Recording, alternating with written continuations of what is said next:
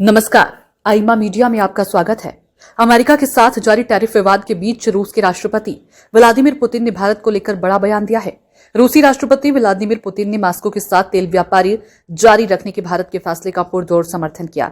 इसके साथ ही उन्होंने भारत के प्रधानमंत्री नरेंद्र मोदी की प्रशंसा की और रूस से तेल आयात रोकने के लिए दबाव बनाने के प्रयास के लिए अमेरिका को जमकर फटकार भी लगाई। सोची के वर्ल्ड डिस्कशन क्लब में रूस के राष्ट्रपति ने पीएम मोदी को एक संतुलित और बुद्धिमान नेता भी बताया।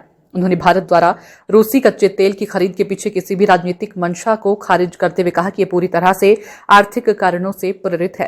व्लादिमीर पुतिन ने कहा कि इसमें कोई राजनीतिक पहलू नहीं है। अगर भारत हमारी ऊर्जा आपूर्ति से इनकार करता है तो उससे कुछ नुकसान होगा। अनुमान अलग अलग हैं।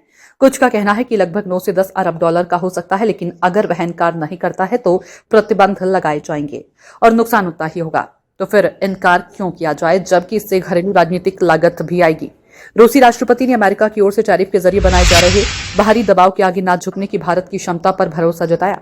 पुतिन ने कहा, यकीन मानिए भारत जैसे देश के लोग राजनीतिक नेतृत्व द्वारा लिए गए फैसलों पर कड़ी नजर रखेंगे और किसी के सामने किसी भी तरह का अपमान नहीं होने देंगे। और फिर मैं प्रधानमंत्री मोदी को भी जानता हूं, वह खुद इस तरह का कोई कदम कभी नहीं उठाएंगे।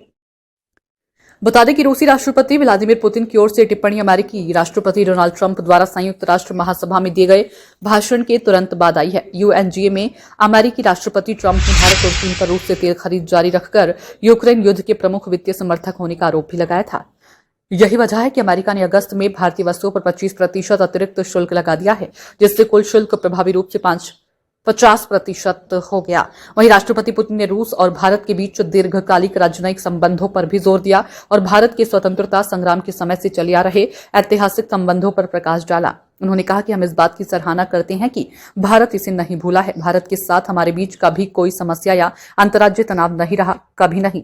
बता दें कि रूसी राष्ट्रपति इस साल भारत दौरे पर आने वाले हैं। इसे लेकर जब उनसे सवाल किया गया तो उन्होंने कहा कि भारत के साथ हमारा रिश्ता बहुत ही खास है। हमारा रिश्ता और बढ़ रहा है। हमारी प्राथमिकता दोनों देशों को लाभ पहुंचाने वाले व्यापार संबंध बनाना है। हम इस पर काम करना चाहते हैं। मैं दिसंबर की शुरुआत में अपनी यात्रा और प्रिय दोस्त और विश्वसनीय पार्टनर पीएम मोदी से मिलने के लिए बेसब्री से इंतजार कर रहा हूं।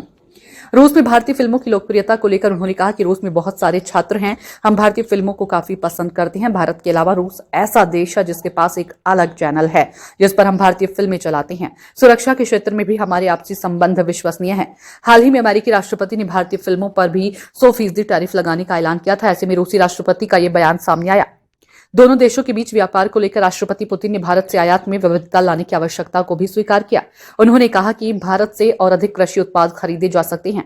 औषधीय उत्पादों और फार्मास्यूटिकल्स के लिए हमारी ओर से कुछ कदम उठाए जा सकते हैं।